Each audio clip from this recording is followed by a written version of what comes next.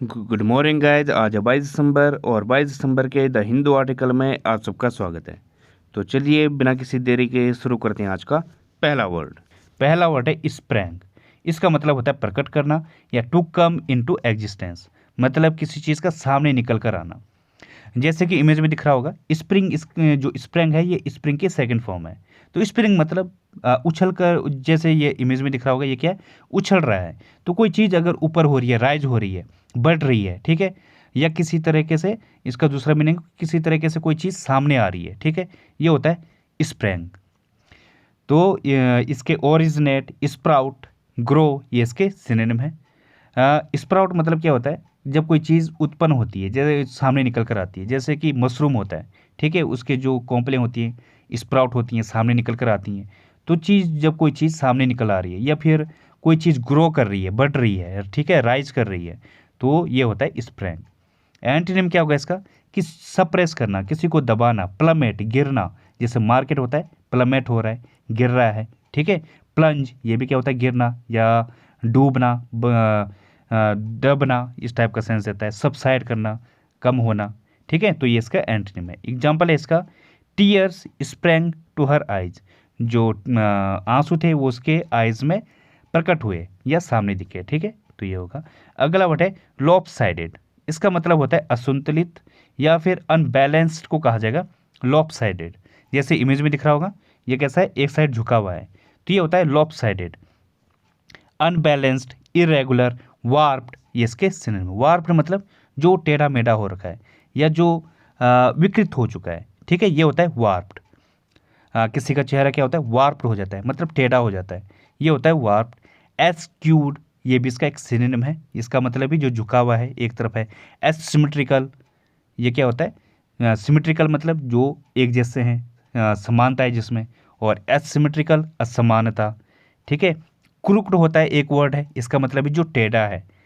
और क्या होता है, टिल्टिंग होता है, जो मुड़ा हुआ है, एक तरफ झुका हुआ है, ये होता है टिल्टिंग। अनइवन, अनइक्वल, इस टाइप का सेंस देगा। डिस्प्रपोर्शनेट, ठीक है। तो ये इसके सिनोनिम है। एंटोनिम क्या होगा इसका, बैलेंस्ड, जो बैलेंस्ड है, रेगुलर है, सिमेट्रिकल है, समानता है जिसमें, ठीक है, सिमेट्रिक है, तो इसके एंटोनिम है। एग्जाम्पल है इसका, सी गेव मी अ लॉपसाइडेड स्माइल, उसने मुझे एक तिरछी स्माइल दी। अगला वर्ड है डोटर्ड। इसका मतलब होता है बुढ़ा, या ओल्ड को कहा जाएगा डोटर्ड, मतलब जो बुजुर्ग हो चुका है। जैसे इमेज में दिख रहा होगा जो बाइडेन कैसे बुजुर्ग हो चुके हैं, 85 साल का हो गया है बंदा, तो ये क्या होता है डोटर्ड, जो सीनियर सिटीजन है, ठीक है, ओल्ड पर्सन है। ओल्ड, एल्डर, ओल्डेस्टर, ये इसके सिनोनिम है। ओल्डेस्टर मतलब जो पुराना है या बूढ़ा हो चुका है, ठीक है। एजर होता है, तो इसके सिनोनिम है। एंटोनिम क्या होगा इसका, जो यूथ है, जुवेनाइल है। जुवेनाइल मतलब जो अभी किशोरावस्था में है। एडोलेसेंट है, जवान है, ठीक है। तो इसके एंटोनिम है। एग्जाम्पल है इसका, you are a real daughter to have forgotten it so easily, तुम वाकई ही बुजुर्ग हो चुके हो या बूढ़े हो चुके हो, जो चीज़ों को इतने आसानी से भूल जाता है, ठीक है। तो ये होगा। तो गैस अगला वर्ड है डिलेमा। इसका मतलब होता है दुविधा या फिर अ डिफ़िकल्ट सर्कमस्टांस को कहा जाएगा डिलेमा। मतलब कोई जो परिस्थिति है वो डिफ़िकल्ट हो, आपके लिए डिसाइड करने के लिए प्रॉब्लम हो रही हो, ठीक है, या आप डिसाइड नहीं कर पा रहे हो किधर जाना है, किस डायरेक्शन में जाना है, ठीक है, असमंजस में हो, ये होता है डिलेमा। या फिर कोई डिफ़िकल्टी है, जाम लगा हुआ है, ठीक है, आप किसी चीज़ में फंस चुके हो। डिफ़िकल्टी, प्रीडिकामेंट, कैगमायर, ये इसके सिनोनिम है। कैगमायर मतलब दलदल को कहा जाता है, तो उसमें अगर आप फंस चुके हो। प्रीडिकामेंट, इसका मतलब भी कोई डिफ़िकल्टी है या परेशानी है, प्रॉब्लम है, ये होता है प्रीडिकामेंट, तो ये इसके सिनोनिम है। प्लाइट होता है, प्लाइट मतलब दुर्दशा। ट्रबल, किसी प्रकार का कोई ट्रबल है, समस्या है, ठीक है, तो ये होगा। एंटोनिम क्या होगा इसका, क्लैरिटी, अगर आपके सामने कोई चीज़ क्लियर है, प्रिसीजन है, मतलब स्पष्ट है, सिंप्लिसिटी है, ईजीनेस है, कोई चीज़ आसानी आसान है, तो ये इसका एंटोनिम होगा। एग्जाम्पल इसका, he was in a dilemma and could see no way out, वो दुविधा में था या असमंजस में था, और उसे कोई बाहर का रास्ता नहीं दिख रहा था, या वो उसे बाहर का रास्ता नहीं देख पा रहा था, ठीक है। तो ये इसका एग्जाम्पल है। अगला वर्ड है ड्रब। इसका मतलब क्या होता है, पीटना, या टू बीट को कहा जाएगा ड्रब, किसी को थ्रैश करना, बैटर करना, ठीक है, ये होता है ड्रब। बीट, हिट, असॉल्ट, ये इसके सिनोनिम है। असॉल्ट मतलब किसी पर हमला करना, किसी पर हमला करना, या किसी को प्रताड़ना करना, किसी को धमकाना, पीटना, इस टाइप का सेंस होता है असॉल्ट। असेल होता है, प्यूमल होता है, प्यूमल में से भी क्या होता है, किसी को पीटना, ठीक है। और क्या होता है, स्मैश हो गया, ये भी क्या होता है, किसी को पीटना। थ्रैश होता है, THRASH, ये भी होता है। बैटर होता है, BATTER, पीटने को कहा जाता है, ठीक है। तो इसके सिनोनिम में एक और वर्ड है बेस्ट, इसका मतलब क्या होता है, पीटना, तो ये भी इसका एक सिनोनिम है। एंटोनिम क्या होगा इसका, किसी को गार्ड करना, प्रोटेक्ट करना, सेव करना, ठीक है, ये इसका एंटोनिम है। एग्जाम्पल इसका, the thief was severely drubbed for stealing the car, जो थीप था, जो चोर था, उसको कार चोरी के लिए बहुत पीटा गया था, ठीक है, तो इसका एग्जाम्पल है। अगला वर्ड है मोंगर, इसका मतलब होता है बेचने वाला, या फिर डीलर को कहा जाएगा मोंगर, जो फेरी वाला होता है, ठीक है। इसका एक और मीनिंग होता है जो लड़ाई करने वाला होता है, ठीक है, दोनों ही होता है। वेंडर, मर्चेंट, पैडल, ये इसके सिनोनिम है। पैडल मतलब जो फेरी वाला है, मर्चेंट है, किसी चीज़ को, सामान को ढोने वाला है, ठीक है। वेंडर है, फिर ये भी फेरी वाला, तो इसके सिनोनिम है। ट्रेडर होता है, एक वर्ड है हॉकर, इसका मतलब भी फेरी वाला। हकस्टर होता है, HUCKSTER, इसका मतलब भी क्या होता है, फेरी वाला, तो ये इसके सिनोनिम है। डीलर होता है, ठीक है, ट्रेडर, डीलर। एंटोनिम क्या होगा इसका, जो बायर है, कस्टमर है, या फिर पीस मेकर है, शांति रखने वाला, ठीक है, तो ये इसके सिनोनिम है। एक होता है वार मोंगर, मतलब लड़ाकू, और पीस मेकर, शांति रखने वाला, तो इसका एंटोनिम है। एग्जाम्पल है इसका, he is a fish monger, वो जो है मछली बेचने वाला है, ठीक है, तो ये इसका सिनोनिम है, ये इसका एग्जाम्पल है। तो गाइस अगला वर्ड है डैम्पन, इसका मतलब होता है कम करना, या टू डिप्रेस को कहा जाएगा डैम्पन, किसी चीज़ को घटाना या फिर रिड्यूस करना, लेसन करना, ये होता है डैम्पन। इसका एक और मीनिंग होता है, जैसे इमेज में दिख रहा होगा, किसी चीज़ को भिगाना, सॉक करना या ड्रेंच करना, ठीक है, ये होता है डैम्पन, तो इसके दो मीनिंग है। सिनोनिम इसके, मेक डल, किसी चीज़ का क्या हो रहा है, धुंधलापन आ रहा है, लेसन हो रहा है, कम हो रहा है, रिड्यूस हो रहा है, या कोई पतला हो रहा है, ठीक है, या फिर दिख नहीं रहा है, ठीक है, तो ये होता है डैम्पन। एंटोनिम क्या होगा इसका, किसी चीज़ का इंक्रीज होना या इन्हेंस होना, हाइटन, या फिर इसका जो दूसरा मीनिंग था ड्राई, ठीक है, ड्रेंच मतलब क्या था, भिगोना, और ड्राई मतलब किसी चीज़ का सूखना, तो इसका एंटोनिम है। एग्जाम्पल इसका, I always dampen shirts before ironing them, मैं हमेशा शर्ट को भिगो देता हूँ जब भी उसे आयरन करता हूँ। या फिर द मार्केट इज डैम्पनिंग, जो मार्केट है वो क्या हो रहा है, कम हो रहा है, ठीक है, तो ये इस तरीके से हम इसके सेंटेंस बनाएंगे, दोनों ही मीनिंग अलग अलग हैं। अगला वर्ड है स्प्लर्ज, इसका मतलब होता है पैसे उड़ाना, या फिर टू स्पेंड एक्स्ट्रावेगेंटली, स्पेशली मनी, अगर पैसे को आप क्या है ऐसे ही एक्स्ट्रावेगेंटली या खूब तरीके से वेस्ट कर रहे हो, ठीक है, पैसे उड़ा रहे हो, बांट रहे हो। फ्लिंग, डिसबर्स, स्क्वेंडर, ये इसके सिनोनिम है। स्क्वेंडर मतलब किसी चीज़ को खर्च करना, ठीक है, डिसबर्स बांटना होता है। फिलिंग मतलब भी क्या होता है, बांटना, या फिर वैसे इसका मीनिंग क्या होता है, छिड़कना, ठीक है, किसी चीज़ को पटकना, इस टाइप का सेंस होता है फिलिंग, तो ये इसका एक सिनोनिम है। एंटोनिम क्या होगा इसका, प्रिजर्व करना या होल्ड करना या फिर स्टोर करना, ये इसका एंटोनिम है। एग्जाम्पल इसका, I had to splurged in a fine restaurant, मुझे एक अच्छे रेस्टोरेंट में खर्च करना पड़ा, ठीक है, तो ये इसका एग्जाम्पल है। अगला वर्ड है ग्लॉट, इसका मतलब होता है खुश होना या रैलिस करने को कहा जाएगा ग्लॉट। खासकर क्या है, कैसा खुश होना होता है, जब किसी को चिढ़ाना होता है, या फिर बुरी तरीके से खुश होने को कहा जाता है ग्लॉट। सपोज आपने किसी अपने अपोनेंट को हरा दिया, अब आप उस पर हंस रहे हो, खुश हो रहे हो, ठीक है, उसको चिढ़ा रहे हो, बुरी तरीके से कर रहे हो, ठीक है। या फिर अपने जैसे WWE में कोई जीतता है तो कैसे करता है, वो अपने आप को ब्रेक करता है, खूब तो वो करता है, उस रेलिंग के ऊपर खड़ा होगा, ठीक है, इस तरीके से वो खुश होते हैं, दूसरे को चिढ़ाते हैं, तो ये होता है ग्लॉट। रिजॉइस करना, टू ट्रायम्फ, ग्लोरी, ये इसके सिनोनिम है। ट्रायम्फ मतलब जीतना या खुश होना, रिजॉइस करना, ग्लोरी मतलब आपकी कोई कुछ कीर्तिमान आपने वो कर दिया है तो ये आपका ग्लोरी होता है, खुश होना इस बात से। वॉन्ट, ब्लस्टर, ये भी इसका एक सिनोनिम है। ये भी क्या होता है, बहुत ज़्यादा खुश होना, या फिर डींग हाँकने को भी कहा जाता है। एक और होता है इसके लिए, सूट अ लाइन, ये भी एक अच्छी ईडियम है। इसका मतलब ही बहुत ज़्यादा खुश होना, किस तरीके से, बुरे तरीके से खुश होना। तो ये होता है। ब्रैग होता है, डींग हाँकना भी इसका एक सिनोनिम है, BRAG, ब्रैग, इसका मतलब डींग हाँकना, तो ये भी इसका एक सिनोनिम होगा। एंटोनिम क्या होगा इसका, बी वेल करना, बी वेल मतलब विलाप करना, रोना, अनहैप्पी। लेमेंट, ये भी क्या होता है, पश्चाताप करना। और बी मौन करना, ठीक है। ग्रीव, ग्रीव मीन्स भी क्या होता है, पश्चाताप करना। तो ये इसका एंटोनिम है। एग्जाम्पल इसका, don't gloat over your rivals misfortune, अपने जो राइवल्स हैं, जो अपोनेंट है आपका, ठीक है, उसके जो दुर्भाग्य है उस पर खुश नहीं होना चाहिए, ठीक है, उस पर खुश मत हो, ठीक है। तो ये इसका एग्जाम्पल है। तो गाइज आज की पहली ईडियम है रील अंडर, इसका मतलब होता है स्ट्रगल करना या सफ़र करना, या फिर मूव बैक, पीछे को आना या लड़खड़ाना, ये होता है रील अंडर। जब आप किसी मुसीबत में होते हो या आप किसी प्रॉब्लम में हो, सफ़र कर रहे हो, ये होता है रील अंडर, या आप लड़खड़ा रहे हो। जैसे एग्जाम्पल है, he reeled under the force of the punch, जब उसके पंच पड़ा तो उससे जो है लड़खड़ाने लग गया, ठीक है। अगला वर्ड है बर्न मिडनाइट ऑयल, इसका मतलब होता है वर्क और स्टडी लेट नाइट, देर रात तक पढ़ने को कहा जाता है बर्न मिडनाइट ऑयल। जैसे she takes her exams next week, अगले मंथ उसने जो है अपना एग्ज़ाम देना है। So she has burning the midnight oil, अगले हफ्ते उसका एग्ज़ाम है तो उसे जो है देर रात तक पढ़ना पड़ रहा है, ठीक है। तो इसका एग्जाम्पल है। अगली ईडियम है अ बी हाइव, इसका मतलब होता है अ बिजी प्लेस, मतलब व्यस्त जगह को कहा जाएगा अ बी हाइव। हाइव मतलब क्या होता है, कोई छत्ता है, बी मतलब मधुमक्खी, तो मधुमक्खी का जो छत्ता होता है वो क्या रहता है, हर टाइम पर बिजी रहता है।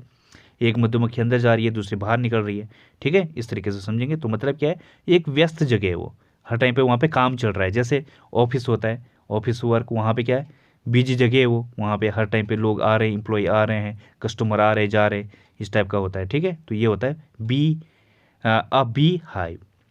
जैसे एग्जाम्पल है, the office was a bee hive of activity, जो ऑफिस था वो जो है एक व्यस्त जगह थी, ठीक है, अलग अलग एक्टिविटी की, ठीक है। तो ये इसका एग्जाम्पल है। अगली ईडियम है अ बेड ऑफ रोजेस, इसका मतलब होता है कोई ईजी थिंग है। जैसे life isn't always a bed of roses, you know, तुम जानते हो कि जो लाइफ है वो आसान नहीं है, ईजी नहीं है, ठीक है। तो ये होता है अ बेड ऑफ रोजेस, तो इसका एग्जाम्पल है।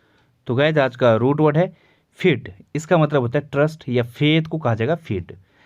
फिडो एक रूट वर्ड है, इसका मतलब क्या होता है डॉग। तो डॉग कैसा होता है, एक वफादार होता है, उस पर विश्वास किया जा सकता है, सबसे ट्रस्ट वर्थी एनिमल है। तो ये फिडो है, यहाँ से एक रूट वर्ड बना है फिड, इसका मतलब ट्रस्ट या फिर फेथ।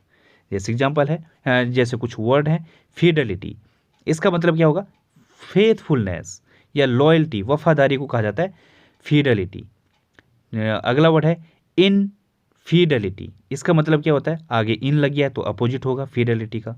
तो मतलब जो बिट्रायल है, सेडिशन, इसके सिनोनिम है डिसीव मतलब धोखेबाज, फेथ फैथलेसनेस जिस पर भरोसा नहीं किया जा सकता, डिसलॉयल्टी, ये इसके सिनोनिम है। बिट्रायल मतलब धोखेबाज, सेडिशन एक विद्रोही को कहा जाएगा, डिसीव धोखा देने वाला, ठीक है। तो इसके ये सिनोनिम है सारे। परफिडी, इसका मतलब होता है फैथलेसनेस, इसका मतलब ही जिस पर आप भरोसा नहीं कर सकते। डिसीटफुलनेस है जो धोखेबाज है, ये होता है परफिडी। कॉन्फिडेंट, इसका मतलब अब आगे कौन लग गया है, तो जिस पर आप भरोसा कर सकते हो। या फिर जो फेयरलेस है, कन्विंस्ड है, जो बिल्कुल कॉन्फिडेंट है, अपने आप पर भरोसा करता है, बोल्ड टाइप का है, ठीक है। तो ये होता है कॉन्फिडेंट। तो ये हो जाएंगे आज के। तो गाइस रूल नंबर 6 तक हमने कर दिया था, अब रूल नंबर 7 देखते हैं। रूल नंबर 6 क्या था वैसे, आइदर था और नीदर था। ये किस चीज़ के लिए हम करते हैं, जब दो चीज़ों की बात हो रही हो तब करते हैं। अगर दो में से कोई भी नहीं है तो हम करेंगे नीदर, और दो में से कोई एक है तो हम करेंगे आइदर, ठीक है ना। ये हमने करा था रूल नंबर 6 में।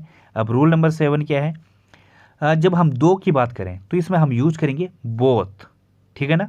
और ये एक एडजेक्टिव भी है, प्रोनाउन भी है। जैसे सेंटेंस है बोथ वर प्रेजेंट, और दूसरा सेंटेंस क्या था, बोथ स्टूडेंट्स वर प्रेजेंट। अब आपको मुझे बताना है इनमें से कौन सा एडजेक्टिव है और कौन सा प्रोनाउन है। तो जब जो पहला वाला सेंटेंस है बोथ वर प्रेजेंट, यहाँ पे देखना जो नाउन या प्रोनाउन होता है या जो सब्जेक्ट होता है उसका एग्रीमेंट किससे होता है, वर्ब से होता है। सबसे पहले ये चीज़ समझ लो, जो बोथ है ये क्या है, एक प्लूरल वर्ब है अपने आप में, ये एक प्लूरल अपने साथ जो वर्ब होगी वो प्लूरल लेगा, ठीक है ना, क्योंकि दो की बात हो रही है, एक से ज़्यादा है कोई चीज़ तो क्या होगी, प्लूरल होगी। लेकिन जो आइदर था और नीदर था ये क्या लेता है, सिंगुलर लेता है, क्योंकि इसमें क्या आता है, कोई एक है या तो फिर कोई भी नहीं है, तो ये सिंगुलर होगा। लेकिन जो बोथ है वो क्या होता है, प्लूरल होता है। तो ये चीज़ आपको ध्यान देना है, इसके साथ वर्ब आएगी प्लूरल। अच्छा, दूसरी बात क्या है, जो वर्ब है उसका एग्रीमेंट किससे होता है, नाउन या प्रोनाउन से होता है, ठीक है ना। तो यहाँ पे जो वर्ब है ये एक प्लूरल वर्ब है, तो इसका एग्रीमेंट किससे होगा, नाउन या प्रोनाउन से। सब्जेक्ट कौन सा होगा फिर इसका, ये बोथ होगा। अब ये बोथ क्या होगा, या तो नाउन होगा या प्रोनाउन होगा। अब आपको पता है नाउन तो है नहीं है, नाउन क्या होता है, कोई नेम प्लेस ये होता है, लेकिन ये क्या है, कुछ भी नहीं है ऐसा, बोथ है। तो ये क्या है, एक प्रोनाउन है। तो ये आपने ध्यान लिए दे दिया, ये यहाँ पे किस चीज़ की तरह यूज हुआ है, प्रोनाउन। अब दूसरा सेंटेंस देखो आप, both the students were present. अब यहाँ पे भी क्या है, स्टूडेंट्स है, ठीक है ना। स्टूडेंट क्या है, एक नाउन है, ठीक है ना, और नाउन का उससे किससे होता है, वर्ब से होता है, तो यहाँ पे वर आ गया, ठीक है। अब यहाँ पे नाउन है, उससे आगे कोई भी चीज़ अगर है तो वो क्या हो सकती है, सिर्फ और सिर्फ एडजेक्टिव होगी, ठीक है ना, ये ध्यान देना है। तो बोथ क्या होगा यहाँ पे, एडजेक्टिव होगा, क्योंकि इसका जो सब्जेक्ट है वो स्टूडेंट्स है, यहाँ पे बोथ नहीं है। तो बोथ क्या है, यहाँ पे एक एडजेक्टिव है, तो both the students were present, ठीक है ना, इस तरीके से यूज हुआ है। अब इसके साथ एक और चीज़ है, जो बोथ है अगर हम इसे इसमें जो कंजक्शन यूज करेंगे वो क्या होगा, एंड होगा। अब जो आपको एरर दी जाएगी वो क्या दी जाएगी, उसमें दे देगा वो आपको और दे देगा, एंड की जगह लगाकर। आगे बोथ लगा है और पीछे लगा देगा और, तो गलत होगा, रॉन्ग होगा वो। या फिर एज वेल एज लगा देगा, ये भी रॉन्ग होगा। या फिर एलोंग विद लगा देगा, ठीक है ना। तो ये तीनों ही कंजक्शन नहीं लगेंगे, ये तीनों ही क्या हो जाएंगे, गलत होंगे। तो ध्यान देना, सबसे पहले अगर कहीं पे बोथ देखा आपने, उसके बाद सबसे पहले जाना है आपको उसके कंजक्शन पे, कंजक्शन वहाँ पे क्या यूज हुआ है, एंड हुआ है तब ठीक है। अगर एंड नहीं हुआ है और एज वेल एज या एलोंग विद हुआ है तो वो क्या होगा, आपको वहाँ पे एरर वो फाइंड करनी है, ठीक है ना।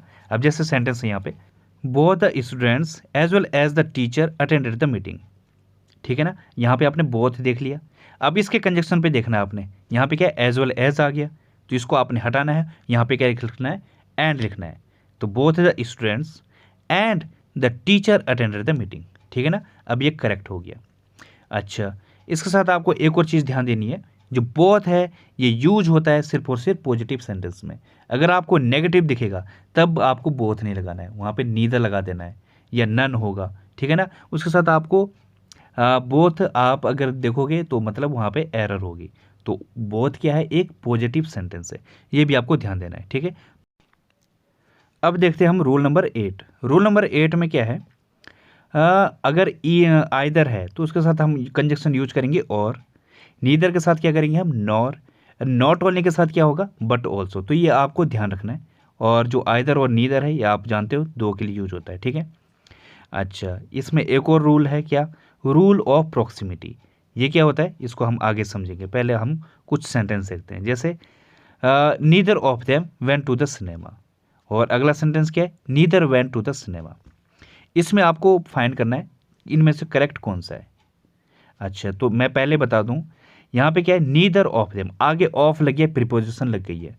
प्रीपोजिशन का मतलब क्या है, सिलेक्शन हो रहा है किस में से, उनमें से, तो ये बिल्कुल करेक्ट है। अगला सेंटेंस क्या है, neither went to the cinema, इसमें भी कोई मिस्टेक नहीं है, ये भी बिल्कुल करेक्ट है। लेकिन ये क्या होता है, सेंटेंस इंप्रूवमेंट में यूज होता है ज़्यादातर।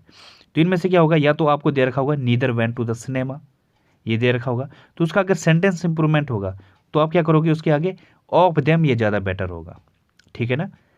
उनमें से कोई भी सिनेमा नहीं गया, लेकिन ये दो की बात हो रही है तो यहाँ पे ये ठीक है ना, दोनों के दोनों सही है।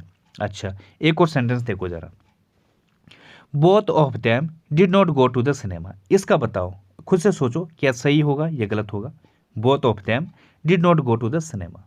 अच्छा, तो ये बताओ, ये रॉन्ग है, मीन्स ये क्या है, गलत है। क्यों है गलत, क्योंकि अभी अभी मैंने आपको बताया जो बोथ है ये क्या होता है, पॉजिटिव के लिए हम चूज करते हैं। यहाँ पे नॉट लग गया है तो हम इसको नेगेटिव के लिए हम इसको प्रयोग नहीं करते हैं। नेगेटिव के लिए क्या होता है, नन आएगा, नीदर आएगा, ठीक है ना, इस टाइप का हम बनाएंगे। अच्छा, अब अगला सेंटेंस देखो, both the wife and the husband were not on good terms. अब इसमें देखना है आपको, ठीक है, यहाँ पे बोथ लग गया है, इसके साथ कंजक्शन कौन सा आएगा, एंड आएगा, ठीक है ना। तो आगे हमने देखा एंड आ गया है, तो both the wife and the husband were not on good terms, यहाँ पे प्रॉब्लम आ गई है, ठीक है, यहाँ पे नॉट लग गया है। तो आपको पता है बोथ क्या है, पॉजिटिव के लिए यूज होता है, तो ये क्या होगा, रॉन्ग होगा। तो ये सेंटेंस क्या है, रॉन्ग है। अच्छा, अब अगर अगर आपको इसको करेक्ट करना है, कैसे करोगे, तो सबसे पहले आपको बोथ को चेंज करना पड़ेगा, ठीक है ना। तो बोथ को क्या करोगे आप, नीदर में ला सकते हो, ठीक है, नीदर द वाइफ। अच्छा, फिर इसके साथ एक और एरर आपको चेंज करनी पड़ेगी, एंड के जगह आप नॉर लगा सकते हो, क्योंकि नीदर के साथ क्या लगता है कंजक्शन, ऊपर देखो नॉर लगता है, तो आपको दोनों ही चेंज करना पड़ेगा, neither the wife nor the husband. अच्छा, नीदर के साथ आपने एक और देखना है, वर्ब कौन सी लगती है, सिंगुलर, तो आपको वर्ब की जगह वर्ज लगाना है, और आगे क्या लिखना है, on good terms, neither the wife nor the husband was on good terms, ठीक है। तो ये होगा। आप कुछ और प्रैक्टिस करते हैं। अच्छा, ये आ गए हैं प्रॉक्सिमिटी वाले, ठीक है, कुछ और प्रैक्टिस करते हैं इस पर, जैसे neither the cloth, neither the colour और the size of the cloth suit me. अच्छा, प्रॉक्सिमिटी क्या होता है, जो नज़दीक वाला जो वर्ब होता है, इसमें जब कंजक्शन के बाद देखेंगे हम, तो जो नज़दीक वाला जो सब्जेक्ट होगा उसके अकॉर्डिंग हम वर्ब बनाएंगे, ठीक है ना, ये आपको ध्यान रखना है, ये होता है प्रॉक्सिमिटी। अच्छा, देखते हैं हम यहाँ पे आपको नीदर दिख गया है, इसके बाद तुरंत आपको क्या करना है, इसके कंजक्शन पे जाना है। नीदर के साथ कौन सा होता है, नॉर होता है, यहाँ पे और यूज हुआ है, तो एक एरर तो यहाँ पे आ गई है, ये तो वैसे भी गलत है, ठीक है। तो नीदर द कलर और the size of the clothes. अब यहाँ पे प्रॉक्सिमिटी का रूल चलना था, साइज ऑफ द क्लोथ्स, लेकिन आपको ध्यान क्या देना है, यहाँ पे क्लोथ्स क्या है, एक ये सब्जेक्ट नहीं है, आपको सब्जेक्ट के अकॉर्डिंग आपको जो आगे वर्ब है वो चेंज करनी है, ठीक है ना।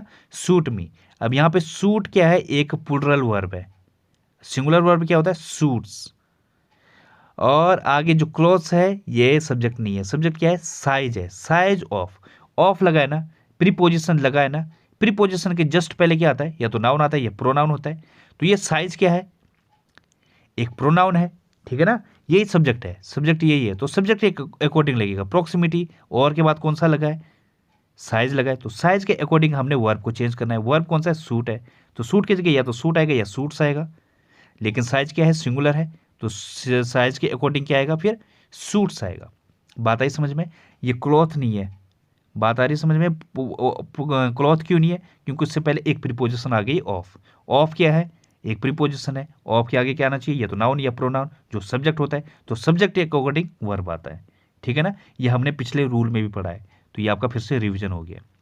अच्छा, एक और सेंटेंस देखते हैं, not only Ram but also his friends was present. अच्छा, इस सेंटेंस को देखो, आगे नॉट ओनली लग गया है, नॉट ओनली के साथ क्या लगता है कंजक्शन, बट ऑल्सो, आपने देखा आगे, बिल्कुल करेक्ट है, ठीक है। अच्छा, अब और आगे बढ़ते हैं, बट ऑल्सो हिज फ्रेंड्स, यहाँ पे फ्रेंड्स लग गया है, ठीक है ना, हिज फ्रेंड्स। अच्छा, फ्रेंड्स क्या है, फ्रेंड्स के अकॉर्डिंग अब क्या आएगी, वर्ब आएगी, वॉज प्रेजेंट। अब फ्रेंड्स क्या है, प्लूरल वर्ब है, इसके साथ क्या आएगा, वर आएगा, ठीक है ना। अगर यहाँ पे बीच में क्या होता, कोई प्रीपोजिशन आती, तो उससे पहले जो होता नाउन या प्रोनाउन उसके अकॉर्डिंग आता, यहाँ पे फ्रेंड्स लग गया तो फ्रेंड्स होगा, ठीक है, तो वो क्या होगा, वर आएगा, ये इसका करेक्ट फॉर्म होगा। अच्छा, एक और सेंटेंस देखते हैं, neither of the scout leaders know how to trap wild animals on how to prepare them of mounting. अब इस सेंटेंस में देखो आपको एरर कहाँ पे होगी, सबसे पहले आपने नीदर देख लिया, अब इसके क्या करना है, आगे बढ़ते रहना आपको, neither of the scout leaders, आगे देखा आपने लीडर्स लग गया है, यहाँ यहीं पे वर्ब लग गया है, नो।